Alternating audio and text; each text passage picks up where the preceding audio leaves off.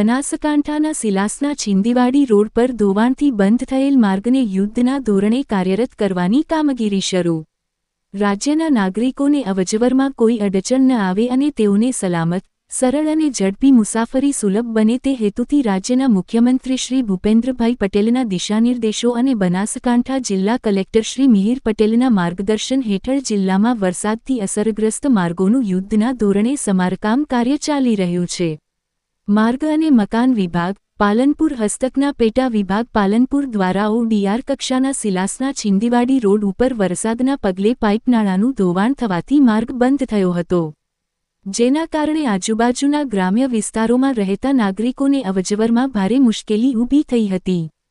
બનાસકાંઠા માર્ગ અને મકાન વિભાગ દ્વારા તાત્કાલિક યુદ્ધના ધોરણે માર્ગને ફરીથી ચાલુ કરવાની કામગીરી આરંભી છે. આ કામગીરીને ટૂંક સમયમાં પૂર્ણ કરાશે. રિપોર્ટર મહેબૂબ બેલીમ, બનાસકાંઠા.